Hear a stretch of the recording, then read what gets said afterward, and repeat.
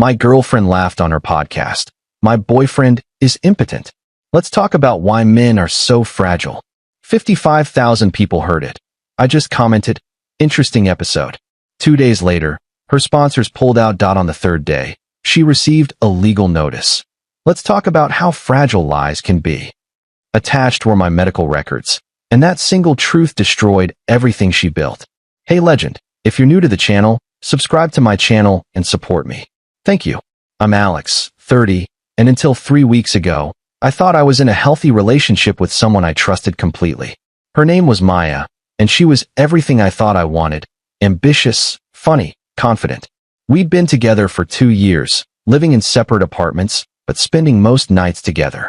She ran a moderately successful podcast called Real Talk with Maya, where she discussed relationships, feminism, and social issues. I supported it. Hell, I was proud of her. I work in financial consulting, which means long hours and a lot of stress. About 8 months ago, I started having some performance issues in the bedroom. Not every time, but enough that it worried me. I did what any responsible adult would do. I went to my doctor. We ran tests. Turned out I had a hormonal imbalance caused by a combination of stress and a thyroid condition that had gone undiagnosed. Nothing permanent, totally treatable, but it required medication and lifestyle changes. I told Maya everything. She seemed understanding, supportive even.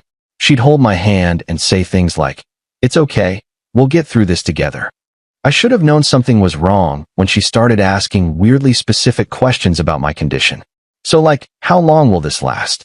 Is it actually medical, or could it be psychological? Have you ever had this with other partners? At the time, I thought she was just trying to understand. I was an idiot. Last Tuesday, I was working from home, finishing a client report with my headphones on. My phone kept buzzing with notifications, texts from friends, colleagues, even my younger sister, all saying the same thing. Dude, did you hear Maya's podcast? Or are you okay? Just listen to her episode. I pulled up her podcast. The episode was titled Fragile Masculinity, When Your Man Can't Perform. My stomach dropped before I even pressed play. Her voice came through, cheerful and animated. So guys, let's talk about something real today. My boyfriend, yes, my boyfriend, has been dealing with impotence for months now. And honestly, the way men handle sexual dysfunction says everything about toxic masculinity and fragile egos. She kept going. For 43 minutes. She told 55,000 subscribers about our private medical situation. She made jokes. She psychoanalyzed me. She said things like, "He gets so defensive when I try to talk about it," which was a complete lie. We'd had exactly 2 conversations about it, both times I initiated. She implied I was refusing to deal with emotional issues. She even hinted that maybe I wasn't attracted to her anymore, which was insane considering I'd literally shown her my medical paperwork. The comments section was flooded. Thousands of people discussing my body, my manhood, my relationship. Some were supportive of her honesty. Others were calling her out, but not enough.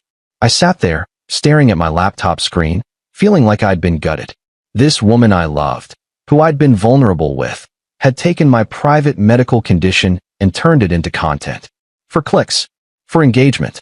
For her brand. I didn't call her. I didn't text.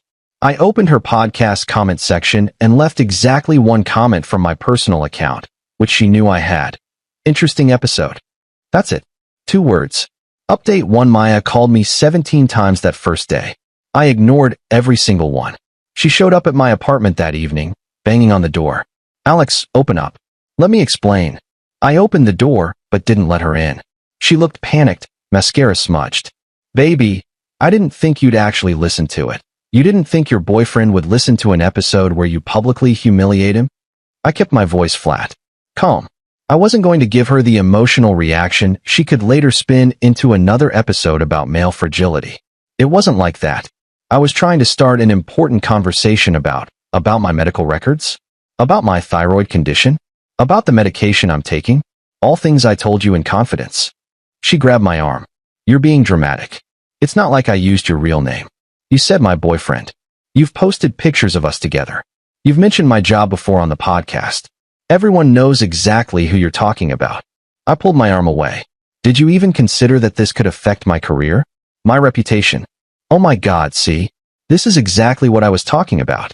You're making this about your ego instead of having a real conversation. Get out. Alex, get the fuck out of my apartment, Maya. She left, crying, which I'm sure made me the villain in her mind. I closed the door and sat on my couch, hands shaking. Not from anger, from the realization that the person I'd trusted most had seen my vulnerability as an opportunity. I didn't sleep that night. Instead, I did something I should have done months ago. I called my lawyer. His name is Richard, an old family friend who specializes in defamation and privacy law. I explained everything: the medical condition, her podcast, the fact that she disclosed private health information without my consent. Do you have proof she knew this was confidential medical information? He asked. I showed her my doctor's paperwork. We discussed my treatment plan. She knew everything. And she disclosed it publicly, connecting it to you specifically? She said my boyfriend, and we're publicly dating. Our relationship is all over her social media. There was a pause. Alex, this is actually pretty clear-cut. She violated your privacy, potentially committed defamation depending on what else she said. And if this affects your career, we might have grounds for additional damages. Want me to draft a cease and desist? I want more than that, I said. I want a legal notice. I want her to understand that actions have consequences. Update 2 the next day, I went to work like nothing happened. But my phone kept exploding. The podcast episode had gone semi-viral. Not massive, but enough. Maya's subscriber count actually increased. She gained 3,000 new followers overnight. She was tweeting about the backlash and men who can't handle honesty. That's when the first sponsor pulled out. Maya's podcast was sponsored by 3 companies: a mattress company, a therapy app, and a subscription box service. The mattress company was first. They posted on Twitter, "We've ended our partnership with Real Talk with Maya, effective immediately.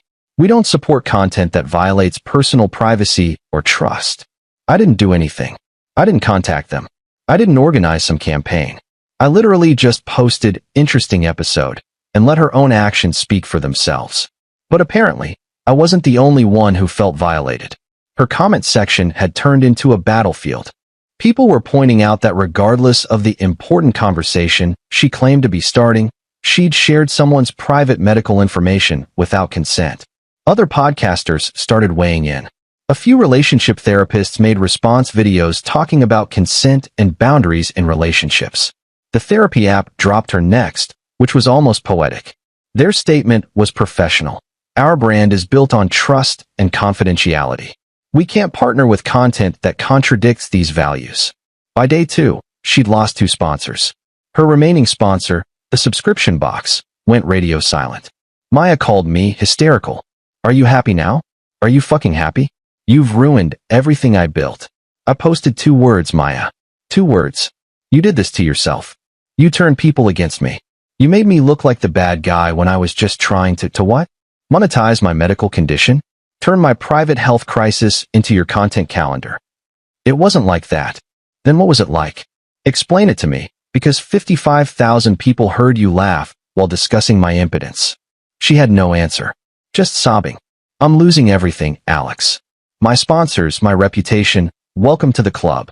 I hung up. Update 3 day 3. Richard called me at 8 a.m. "Legal notice is ready. We're sending it today." "But Alex, I have to ask, are you sure you want to do this? Once we send this, there's no going back. She'll probably go public about it." "Send it." The notice was 12 pages. It detailed every violation: breach of privacy, defamation, potential HIPAA-adjacent violations since she'd discussed my medical treatment, emotional distress, and reputational damage. We weren't asking for a specific dollar amount yet. This was a warning shot. But it made clear that if she didn't issue a public apology, remove the episode, and cease all discussion of me and my private medical information, we'd file a lawsuit. We also included something Richard suggested: a copy of my actual medical records. Not the private details, those were redacted, but enough to show that yes, I had a diagnosed medical condition. Yes, I was under a doctor's care. Yes, this was real, documented, and treatable. The records proved that her fragile masculinity narrative was actually about a legitimate health issue. Maya received the notice at 2 p.m. By 2:30, she'd called me 9 times. By 3 p.m., she'd posted on Twitter, "Just received legal threats from my ex for discussing relationship issues on my podcast." This is what happens when men can't handle being held accountable. The response wasn't what she expected. People weren't buying it anymore. The top replies were things like, "You disclose someone's private medical information. That's not discussing relationship issues, and accountability goes both ways, and maybe don't violate HIPAA next time." Her remaining sponsor dropped her at 5 p.m. Maya's podcast had gone from 3 sponsors and growing to 0 in 72 hours. Her subscriber count was dropping. Her social media was a war zone, and I still hadn't done anything except exist and protect myself legally. Update for a week passed. Maya took down the episode and posted an apology that her PR person clearly wrote. It was generic, didn't mention me specifically, and spent more time defending her intentions than acknowledging what she'd done wrong. I apologize if anyone felt hurt by my recent episode. My intention was to create dialogue about important issues, but I understand that I didn't properly consider privacy boundaries. I'm taking time to reflect and grow. If anyone felt hurt. Classic non-apology. But here's where it gets interesting. I started hearing things through mutual friends. Maya was apparently telling people that I'd sabotaged her career and sent my lawyers after her for telling the truth. She was positioning herself as the victim of a vindictive ex. So I did something I rarely do. I made my own statement. I didn't want to. I'm a private person. But Richard convinced me that controlling the narrative was important, especially since she was lying. I posted on my own social media, which I barely used, maybe a few hundred followers. Since there's been a lot of speculation, yes, I have a medical condition. Yes, it's being treated. Yes, my private health information was shared without my consent on a podcast with 55,000 subscribers. No, starting a conversation doesn't justify violating someone's privacy. I've handled this through proper legal channels because boundaries matter, even in relationships. That's all I'll say about this. I attached one thing, a statement from my doctor, with permission, confirming that I was under medical care for a diagnosed condition. Nothing specific, just verification that this wasn't about ego or fragility. It was about actual healthcare. The post went viral. Not huge viral, but enough that Maya's narrative completely collapsed. Final update, it's been 3 weeks now. Here's where everyone ended up. Maya's podcast is effectively dead. She still posts occasionally, but her audience is a fraction of what it was. She lost all her sponsors, and her reputation in the podcasting community is destroyed. No one wants to work with someone who violates trust for content. She moved back to her hometown, apparently staying with her parents while she figures things out. Mutual friends say she still insists she did nothing wrong. My medical condition is improving. The treatment is working. My doctor says I should be completely back to normal within a few months. Turns out when you remove massive stress from your life, like a toxic partner who broadcasts your private information, your body heals faster. Who knew? My career is fine. Better than fine, actually. A few colleagues reached out privately to offer support, and I think the way I handled everything, calmly, legally, without public drama, actually earned me respect. There's something to be said for not engaging with chaos. The legal case is ongoing. Richard says we're likely to settle out of court. Maya doesn't have much money now that her sponsors are gone, but the principle matters. We're pushing for a formal acknowledgement of wrongdoing and compensation for emotional distress and reputational damage. Not to destroy her, just to ensure she understands that actions have consequences. As for me, I'm dating again, taking it slow, being more careful about who I trust with vulnerable information. I learned that someone's public persona, the feminist, the ally, the person who talks about empathy and understanding, means nothing if they can't practice those values in private. The weirdest part?